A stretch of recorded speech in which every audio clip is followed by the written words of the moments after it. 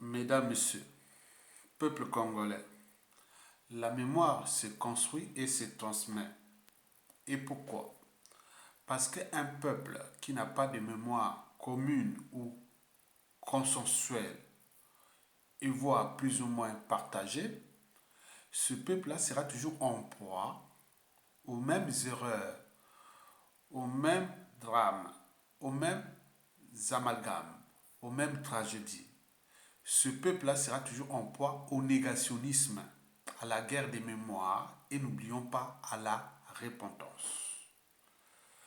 De ce fait, chacun de vous doit avoir à l'esprit qu'il devient historien et média à la fois. Et pourquoi? Parce que l'espoir se donne. Et de ce fait, je vais ici, quelque part, faire le travail de mémoire pour laisser aux générations actuelles et futures le passé de notre peuple, le peuple congolais, sous la dictature antisociale et criminelle de Denis Sassou Nguesso au début du XXIe siècle. Et pour ce faire, voici la chronique de l'injustice, de l'oppression, des crimes et de la barbarie sous la dictature de Denis Sassou Nguesso. Mesdames, Messieurs, peuple congolais,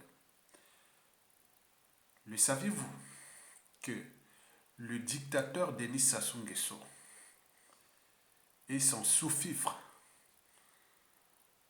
le général à la retraite, le patron de la police politique, le général Jean-François Ndengue, sont des donneurs d'ordre.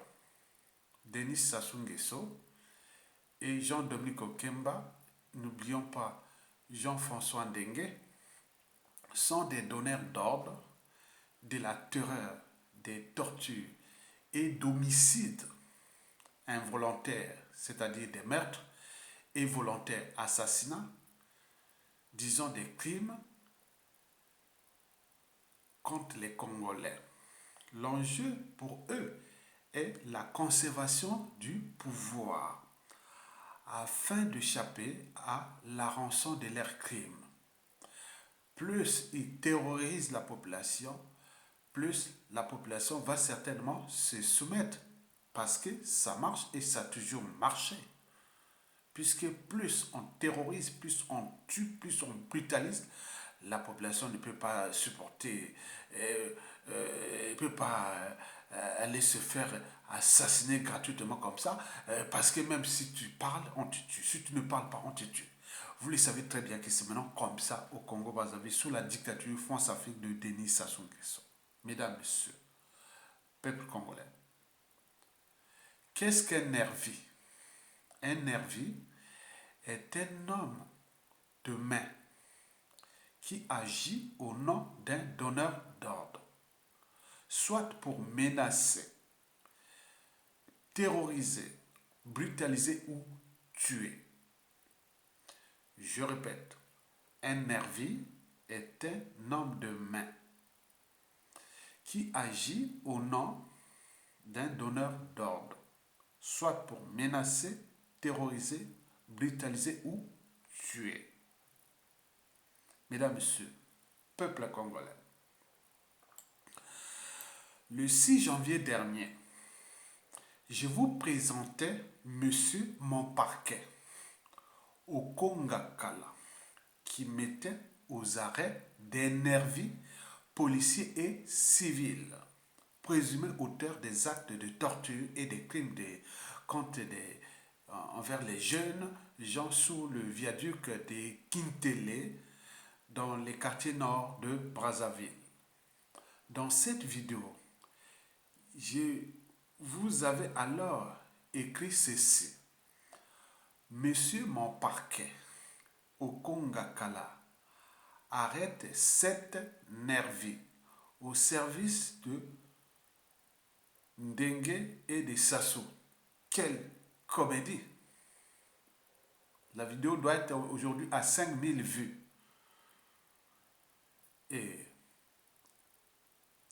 vous le savez bien que au Kongakala, c'est le procureur de l'injustice au Congo. Vous le savez très bien qu'il va arrêter des nervis qui sont sous les ordres de Denis Sassou Nguesso, son donneur d'ordre. Mais attends, on ne peut pas être au four et au moulin en même temps. Et donc vous avez compris que ce fut de la comédie. En effet, hier à Pointe-Noire, la capitale économique du pays, ville océane, 28 jeunes échappent de justesse aux nervis assassins, aux ordres du régime de Denis Sassou Nguesso. Il n'y a même pas eu d'enquête ni information à la télé publique aux ordres de Denis Sassou Nguesso. L'information est passée de bouche à oreille, par-ci par-là, arrivée jusqu'à en Occident ici, par les canaux des médias et réseaux sociaux. Mais au pays là-bas, c'est l'omerta total. À Pointe-Noire, la police, la justice, tous, ils ne savent rien. C'est rien passé. 28 jeunes ont failli perdre leur vie hier. Comme vous avez vu des affaires de Chakona ou des commissariats et partout, partout. On essaie de tuer les jeunes. Mesdames, Messieurs, peuple congolais, vous le savez, quand c'est flou, c'est qu'on cache quelque chose. Pourquoi cette omerta? Et donc, vous avez tout compris. Mesdames, Messieurs, peuple congolais, il se passe des choses très graves au Congo, dans notre pays. Et pour cause, 28 jeunes en passe d'être assassinés par des nervis policiers de Jean-François Ndengue et du dictateur Denis Sassou Nguesso aux ordres des sacrifices humains. Ces 28 jeunes ont été sauvés grâce à un accident du véhicule BJ de l'air nerveux qui les amenait certainement vers le lieu de l'exécution à Inda, dans le Kwilu, hier le 11 janvier 2022. Mesdames, Messieurs, peuple congolais, les nouveaux responsables des nervis policiers de Pointe-Noire venus de Brazzaville ont-ils eu, entre autres missions, d'exterminer les jeunes? On s'interroge. C'est l'interrogation d'une source. Pour moi, c'est tous les questionnements. Mesdames, Messieurs, peuple congolais, ces jeunes Congolais ont été arrêtés à Paka, Mbota, Mvungu, Fontchétché et Makayabu. Je répète, ces 28 jeunes ont été arrêtés à Paka, à Mbota, à Mvungu, à Fontchétché et à Makayabu. Donc, dans la ville de Pointe-Noire et ses banlieues. Ces nervis les faisant passer pour des bébés noirs, c'est-à-dire des malfrats, des criminels et autres. Ces jeunes ont eu la vie sauve grâce à un accident de circulation du véhicule de la police sur la route de Inda. C'est ainsi que tous ces jeunes se sont échappés dans la nature, exactement dans la forêt du massif montagneux du Mayombe.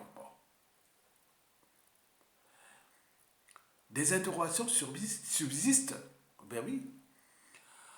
Vous avez vu après l'affaire Chakona, et des commissariats. On a tué des jeunes, 12 jeunes, 13 jeunes étaient tués dans le commissariat de Chakona à Pila. Et parmi ces jeunes, il y avait ceux qui allaient même faire le bac, le baccalauréat. Les parents jusqu'à présent n'ont jamais été indemnisés, ni il n'y a pas enquête, rien du tout. Vous avez vu dans les commissariats, on venait de tuer des gens dans le commissariat. 6 personnes assassinées. Et dernièrement, l'affaire des 7 nervis Nkongakala, le procureur nous présentait la semaine dernière, la semaine dernière, c'est ça, en vidéo, oui, que je vous ai dit que parmi les victimes de Sassou Nguesso, aujourd'hui qui les assassinent à gogo, figure d'abord les gens qui n'ont pas de famille, d'attache familiale. Quand ils les retrouvent dans les rues hautes, on les attrape, on va les assassiner. N'oublions pas d'eux, ce sont les opposants politiques et tout ça, ça c'est le point commun de tous les dictateurs. Hein. Mais lui, il les tue, il les empoisonne, il les tue. Le troisièmement, ce sont les sudistes, les gens du sud qui les tuent. On en a dit qu'ils ont tué beaucoup de gens au palais présidentiel de Pila. On prend les jeunes, Larry au Congo, le sud, on les amène là-bas, on va les tuer là-bas. On parle de crimes rituels, des crimes sataniques. Beaucoup de crimes là-bas. On dit que Sassou Nguesso serait un cannibale, Dracula, vampire, un djimbiste. Il adore boire du sang, ce sang des Congolais. On parle de beaucoup de jeunes sacrifiés. Mesdames, Messieurs, peuple congolais. Bon, faisons du travail d'intellectuel, parce qu'un intellectuel, c'est celui qui fait part de ses analyses, de ses points de vue, et sur des problématiques plus ou moins partagées. Hein. Je vous l'ai dit toujours qu'au cœur des enjeux, ma conscience sera toujours au-dessus de l'appartenance. Je réfléchis comme l'avocat général, hein, comme l'avocat général. C'est comme un peu, pour vous donner un peu d'exemple, parce qu'il faut intégrer aussi l'éducation dans la vidéo.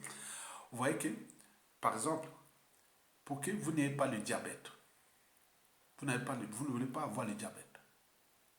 Pour que le corps fonctionne bien, le taux de sucre dans le sang, la glycémie dans le sang, reste bien pour que vous ayez la bonne santé. En biochimie, on appelle ça la loi métabolique. Vous avez 2 hormones antagonistes. Il y a d'abord l'insuline. L'insuline cherche à stocker le sucre dans le foie et dans les muscles. Ce qui risque de provoquer, risque que vous ayez le foie gras ou de l'obésité. C'est l'insuline qui crée le foie gras ou l'obésité. Et il y a une autre hormone antagoniste qu'on appelle le glucagon. Lui, il a tendance à prendre le sucre là dans le foie et dans les muscles et de l'éjecter dans le sang. Ça risque de provoquer ce qu'on appelle le diabète. Donc, le glucagon est l'hormone hyperglycémiante et l'autre, l'hormone hypoglycémiante. Le glucagon représente la défense et les sulines représentent la partie civile. Mais il y a une hormone qui est située dans le cerveau qui s'appelle la somatostatine. Donc son but est de voir qui a tort, qui a raison. Quand le corps a besoin d'énergie, il bloque qui? L'insuline. Quand le corps n'a plus besoin d'énergie, il bloque qui? Le glucagon. Sachant que le cerveau est le premier consommateur d'énergie. Et donc, là, il joue ce jeu-là, et pourtant, la somatostatine est dans le cerveau. Donc, lui, le rôle est qu'il y ait le bon fonctionnement de l'organisme, la loi métabolique. Dans le cas de la justice, c'est pareil. Il y a l'avocat général, et devant l'avocat général, il y a l'avocat des 2 parties. L'avocat de la partie civile et l'avocat de la défense. Et je fais le même jeu de rôle que le glucagon et l'insuline avec la somatostatine. Donc moi, je fais ce jeu-là en tant qu'intellectuel. Ceci dit, mesdames, messieurs, peuple congolais. Donc, de mon point de vue, j'ai trois points à vous informer pour que je puisse nourrir les débats. Je vais seulement nourrir les débats. Je vous informe qu'entre le 20 et le 22 janvier 2022, excusez-moi, entre le 20 et le 22 janvier 2022, le dictateur sera à Pointe-Noire. Le dictateur Sassou Nguesso sera à Pointe-Noire. Vous le savez qu'il a toujours besoin de sang. À chaque fois qu'il se déplace, il y a toujours des sacrifices humains. Est-ce que c'est en rapport avec son déplacement? C'est tous les questionnements. Je vous donne ces dates-là qui va se déplacer. On dit la journée du jeudi 20 janvier 2022 à 15 heures, départ pour Pointe-Noire et lieu aéroport de Mayamaya. Et donc la journée du 21 janvier 2022 à 11 heures, il va inaugurer soit disons l'hôpital de Ngoyo. Bon, ça c'est des trucs du diable. Parce qu'il construit les hôpitaux sans médecins, sans équipement, sans quoi, voilà. Donc il n'y a même pas d'eau, il n'y a même pas d'électricité, il n'y a même pas, voilà. Donc il fait, voilà, c'est tout comme ça. Donc ça ne sert à rien. On le connaît depuis 40 ans. Nous on le connaît. Donc, c'est 84 ans, il continue à faire des conneries.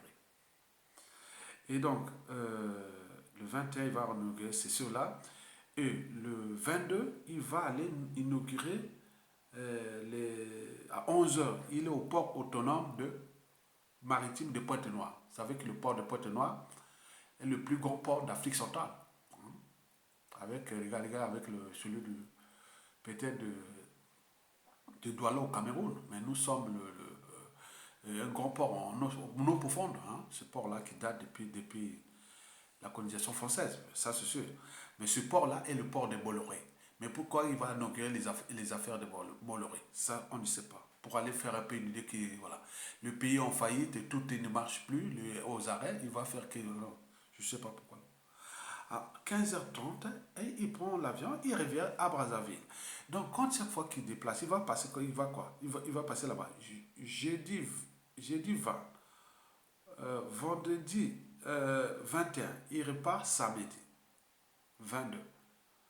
Et donc, mais attends, lui quand il arrive là-bas, bon, il y a toujours des sacrifices humains et autres. Est-ce que c'est pas en lien avec, sachant que les routes de Pointe-Noire-Brazzaville, là, il y a des sociétés qui ont des rapports avec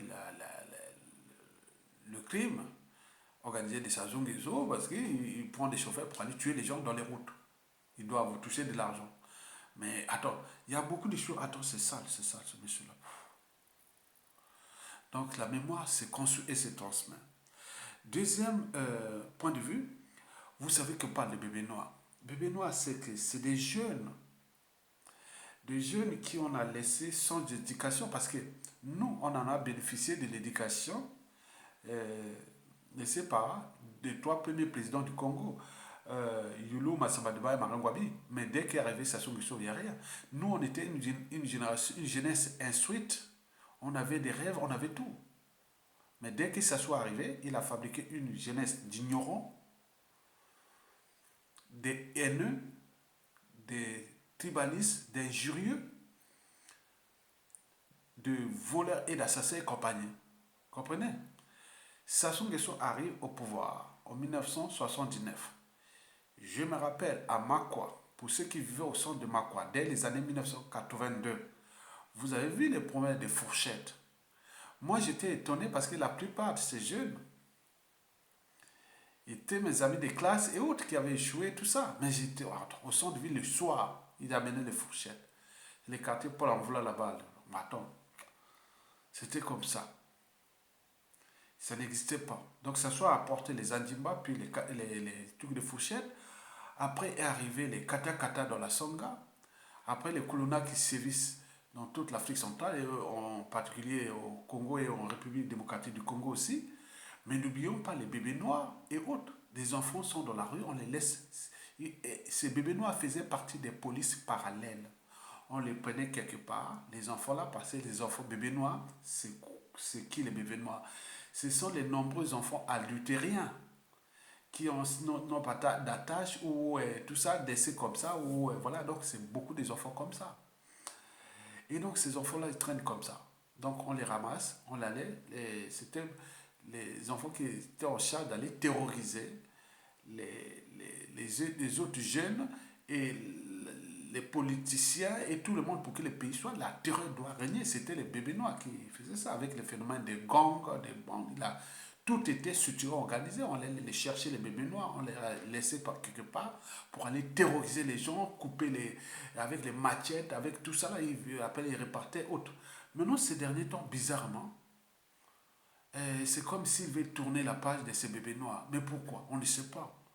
Peut-être qu'ils ont peur que bon, ben, la situation sociale est telle que les pressions sociales, ces bébés noirs-là, s'il y a révolte ou insurrection, ces bébés noirs-là peuvent aller facilement, ils n'ont pas, ils craignent rien. Celui qui peut contrôler les bébés noirs, il peut vraiment foutre le bazar dans Brazzaville pour l'insurrection, ça sont quelque chose d'autre. Donc peut-être qu'il se prévoit ça, c'est mon analyse hein, sur ce point-là.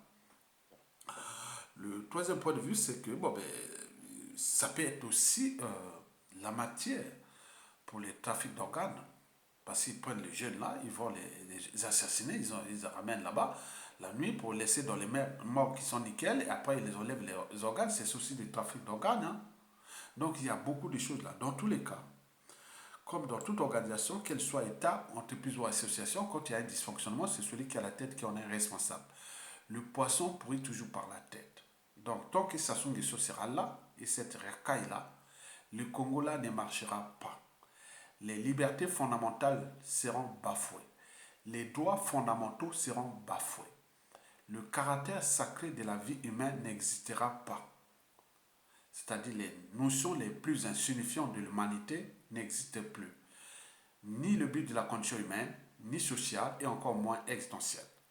Donc, seule la lutte libère. Parce que sans lutte, il n'y a pas de liberté, de la dignité d'un peuple.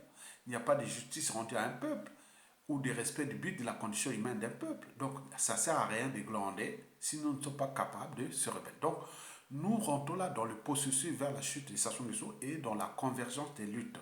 Et donc, par conséquent, les bébés noirs sont nos enfants. Quel qu'il soit quoi, nous sommes un pays sous-peuplé. De la superficie de la Côte d'Ivoire ou du Japon, ou même de l'Allemagne, nous n'avions que 5 millions d'habitants. Alors que pour la même superficie en Côte d'Ivoire, c'est 20 millions. En Allemagne, c'est 80 millions. Au Japon, c'est plus de 125 millions. Mais nous sommes que 5 millions. Donc on est sous-peuplé. Et donc là, nous avons besoin de ces jeunes jeunesse-là. Nous allons la transformer, nous allons les rééduquer. Donc il faut que vous protégiez cette jeunesse, même si elle avait choisi le mauvais chemin, parce qu'ils étaient nés au mauvais moment et au mauvais endroit. Mais on va les récupérer. Donc il faut que, individuellement et collectivement, vous conseillez ces bébés noirs à se calmer. Parce que ça va tomber. Et vous aurez l'éducation, le travail, et tout ça, on aura besoin de vous. Donc préparons-nous à l'éjecter Sassou Nguesso pour que nous récupérions notre pays.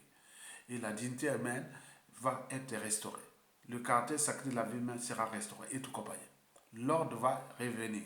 Et tout ça, on le sait. On a les bonnes volontés et les talents. On a des mamans, on a des papas et autres qui connaissent faire ces choses-là sociales. Ils sont ici en Occident, ils sauront vous apporter du social et tout compagnie. Mesdames et messieurs, peuple congolais. Je termine par la réflexion de ce que le journaliste Christian Perrin a écrit. Ceci a écrit quelque chose d'intéressant. Un génocide planifié contre les jeunes. Ça, c'est le journaliste Christian Perrin qui est aux États-Unis, je pense à New York, avec sa chaîne-là, Chanel, comment on appelle, TLR. Bon, je relais ça souvent, vous le connaissez. Le journaliste Christian Perrin. C'est un journaliste indépendant de la résistance. Et à la chute de Sassou, vous pourrez les voir dans les médias congolais, télé, radio, Congo et tout ça. Ok, très bien. Il a écrit ceci. Un génocide planifié contre les Congolais, contre les jeunes. On se souviendra de la vidéo qui a fait la une des réseaux sociaux sur la torture des jeunes à coups de marteau par les sous le viaduc de Kintele, par les miliciens du régime totalitaire de Brazzaville. Finalement, il ressort que ces éléments de la milice du régime ont eu affaire à plusieurs autres victimes avec les mêmes méthodes, briser ou carrément couper les jambes des jeunes qui les enlevaient notamment ou aux premières heures de la matinée, à qui ils exigeaient des rançons, faute de quoi ils vous coupaient les jambes avec le marteau. Plusieurs victimes sont dans les hôpitaux de Brazzaville. Mais quels hôpitaux? Les hôpitaux qui sont déjà les CHU, déjà dans la main, CHU, tout ça, mais c'est pour aller mourir. Vous l'avez compris. Un individu a répondu parce qu'il s'appelle Eddie Ngia. Ngia, c'est un nom, moi quand je vois ça, c'est ma quoi, c'est ma tribu. Regardez comment regardez comment le niveau de réflexion d'un certain Eddie Ngia. Il a fait, il a écrit ceci. Quand ces jeunes-là tuent les Congolais, ravit les téléphones et argent, on ne parle pas. Vous voyez comment les niveaux de... Voici les journalistes Christian Perrin qui l'a répondu parce que, bon, parfois vous voyez des grands hommes comme les Christian Perrin vous répondent, il faut prendre le temps de dire que, bon, les médias sociaux sont là quand même pour éduquer. Parfois que je reprends des gens qui ne connaissent pas même pas leur niveau de conscience ni d'éducation, parce que c'est pour éduquer. Christian Perrin a répondu en ces termes-là. Eddie Ngia, et ceux dont on a coupé les jambes sous les viaducs avaient volé quoi? Il faut peut-être que cette situation t'arrive ou arrive à un de tes parents pour que tu comprennes mieux que le Congo est sous une dictature. T'inquiète, personne n'est à l'abri dans une dictature. Ça, c'est vraiment bien. Donc, je vous laisse là. Tokolonga. Donc, partagez, comme je vous dis que nous, individuellement, collectivement, on devient quelque part des historiens. Donc, je suis en train de laisser quelque chose pour l'histoire. On devient, tout le monde devient un média. Vous avez un téléphone autre, vous pouvez faire comme moi, comme d'autres, pour les besoins de l'histoire. Et demain, nous rappeler à chercher parce que ce que nous avons chopé comme ça sur cela, parce que les anciens ont caché les choses comme ça, rien ne va plus être caché. Nous sommes dans la génération hyper visible, on ne cache rien. Pour que demain, on va chercher l'information, il suffit de taper un mot-clé, tu vas trouver. Même le juge ou n'importe qui demain, ou quel individu demain te pourra seulement un mot-clé, ça sort sur Internet, et puis il a tout, même l'image, il a tout, hein, il va voir ça. Donc nous faisons là le travail de demain. Parce que le futur, c'est tout seulement le passé et le présent qu'on ignore. C'est les mêmes causes que les mêmes effets, l'histoire a tendance à se répéter. Donc pour éviter que ça se répète dans le mal, parce que les injustices, l'oppression, la barbarie, les crimes et l'oppression d'aujourd'hui et d'hier seront peut-être à l'air tout les injustices, l'oppression, la barbarie et les crimes de demain. Donc il faut éviter ça. Donc nous faisons ce travail-là pour atténuer ça, pour qu'il n'y ait pas les négationnismes, que ça n'a pas existé. Voilà, on va vous montrer que voilà, c'est ça. Demain, tout ce qui se passe là, vous n'avez pas encore boudé pour construire mentalement un autre Congolais. Parce que nous, on est rentré dans les tours, on est toujours resté dans les émotions, l'appartenance haute, on n'a jamais franchi les barrières de la raison, du doute, du questionnement et autres. Donc voilà les outils que nous vous laissons pour le futur. Donc likez, partagez. Ceux qui vont liker, partager, c'est ceux qui sont des citoyens pour l'intérêt général. Les autres, je n'en veux pas. Ok? Très bien. À bientôt. Partagez, likez et bien.